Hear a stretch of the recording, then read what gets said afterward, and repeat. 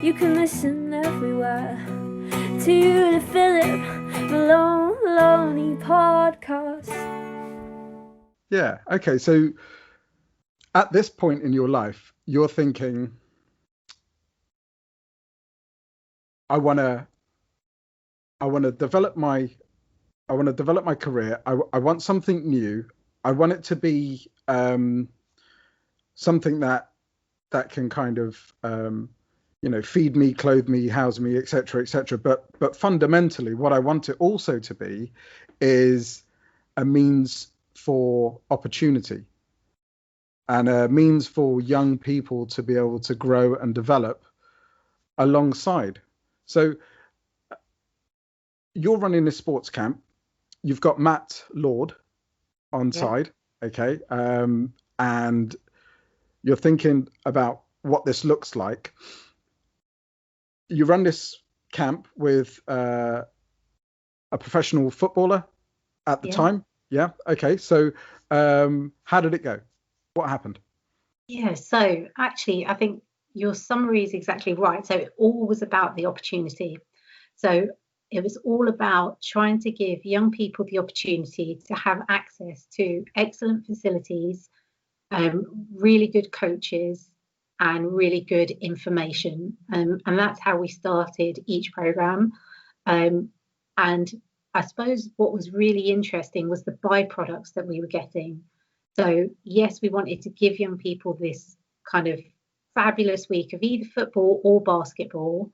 But actually what we were finding was that young parents were coming back and saying, actually, it's really built their confidence, their self-esteem, before camp and after camp is so different. They're more independent, they're more responsible. And we're like, oh, and it was a real kind of a step back to say, actually, if we provide young people with these really good kind of solid programs, then actually, yes, they're developing on the pitch or on the court, but actually what they're also developing are these kind of personal and social skills. And that was probably more impactful because actually in a week they were walking away with kind of a renewed sense of self. And perhaps, reflecting, that's what I got without knowing it at the time. And I think that has been the real motivation for kind of growing and developing, because actually if we can fill young people with positivity and self-belief and self-esteem, then they can raise their ambitions, they can be inspired, and they can do so many positive things in this world.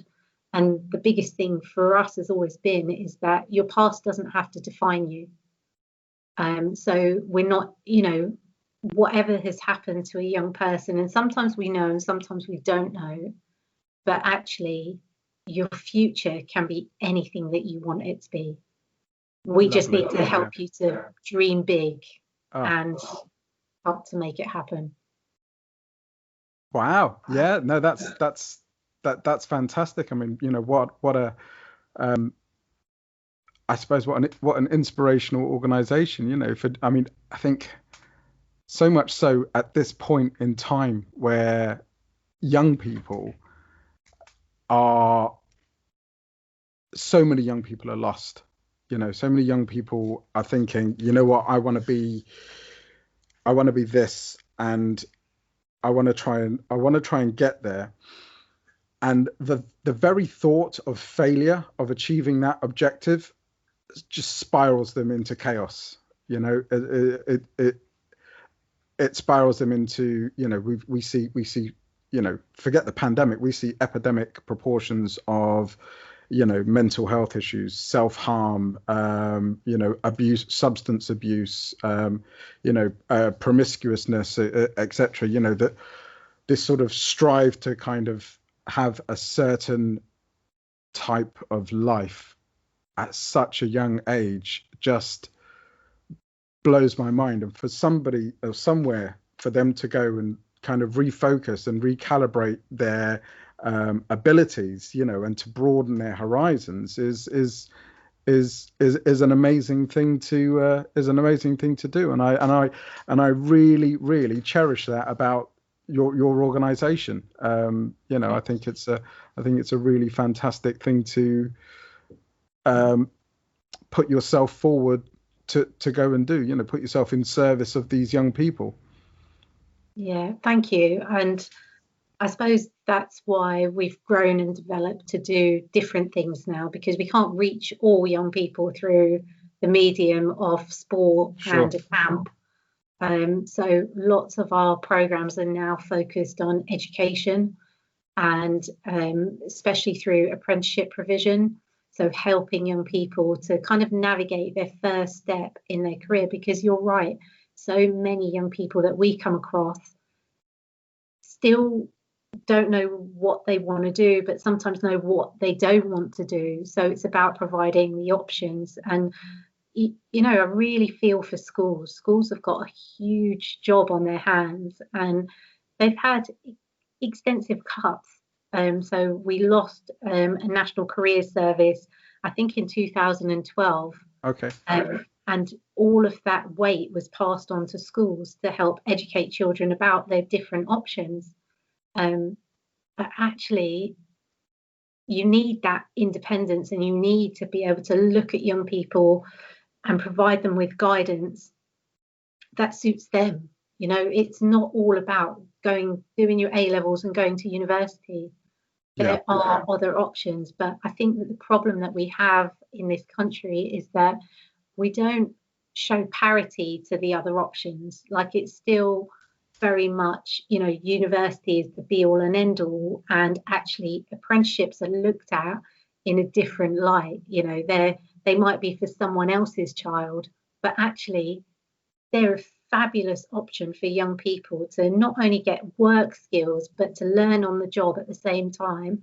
And there's so many different kind of career routes, so it's not just the traditional. I was going to ask you, what's the sort of spectrum of career for an apprenticeship?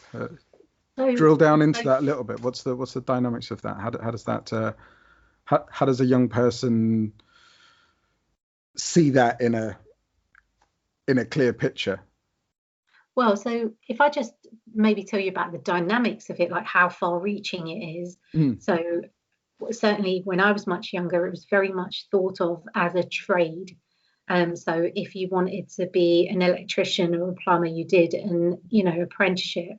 Yeah. Now you can do an apprenticeship in business administration, customer service, in HR, in some of these more traditional topics that actually you might have had to go to university for, like, back then, but actually you don't have to. There's law, there's so many within the NHS like that are absolutely fabulous, and these are legitimate career routes for young people.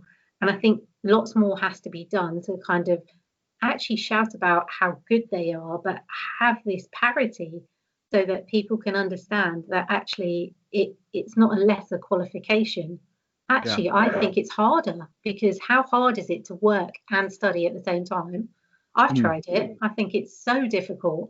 But these young people that are taking this step are showing immense amounts of courage, I think, and just making sure they're taking steps for their future. And that's what we're about. Like, can we find you that opportunity? Can we help you get that job? And, there's some great stories. We've had some wonderful young people that had to go for, 4 or 5 different job interviews, and we're just like biting our nails, hoping they get it. But it's about preparing them for that. And you're right, preparing them for that piece on resilience. What do we do when it doesn't go right? What do we do when we fail? Because actually it's about your reaction to that, isn't it? It's about looking at it, being self-aware and saying, okay, this is the part that I played in it, because it can't be luck every time. How do I educate myself? How do I change myself? How do I practice my interview skills a bit more? And just that self-belief that if you keep going, you will get there. No, I love the message. I think it's good. I think it's it's wholesome. It's got responsibility attached to it, you know. And I think it's I think so many young people can benefit from that.